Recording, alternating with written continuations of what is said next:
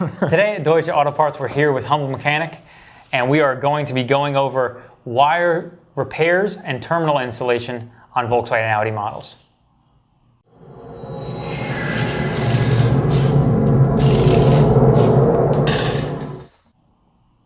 All right, like Paul said, we are going to be going over how to depin and repin probably one of the most common broke connectors.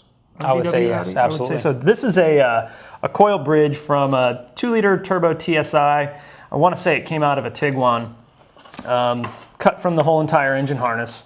And in all the years I've been fixing Volkswagens, this connector for the coil is definitely the most broke one I've seen. So we're going to go through using the trim or the wire pin tools. We're going to show you guys exactly how to remove these pins and install new pins or new connectors.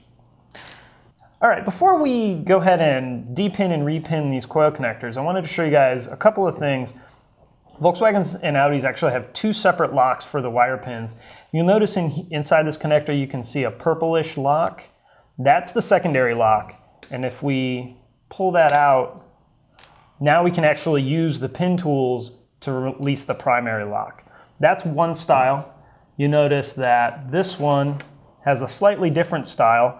The secondary lock still slides to the side, but we actually press down on the lock pin of the primary on this one. And then this connector actually has one more. This is a little bit different style. It's very similar to the purple secondary lock, but this one is only like a partial slide.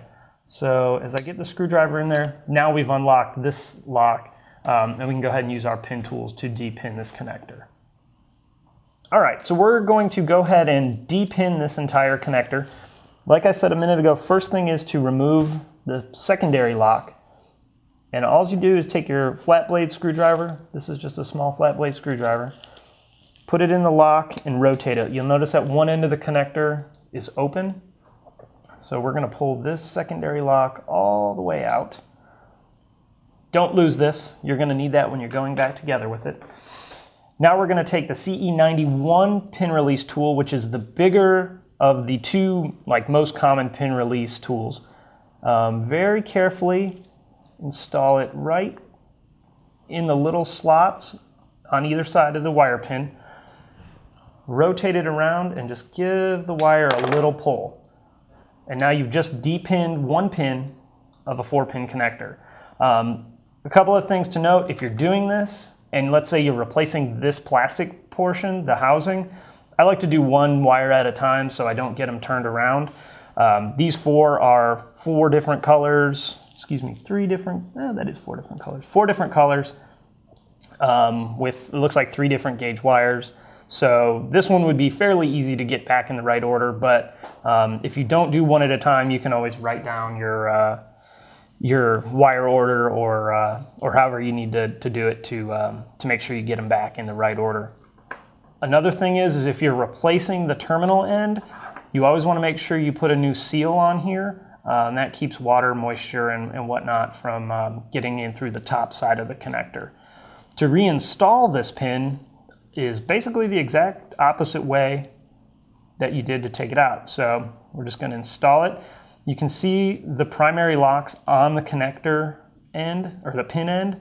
Make sure that's facing where you pulled it out from, and you'll hear a tiny click. Take your secondary lock, slide it back in. Don't stab your finger, and you're all set. Follow that for the other 3 wires, and you just replace that broken coil connector. Thanks for watching. Be sure to subscribe and leave any questions, ideas, or feedback in the comments below.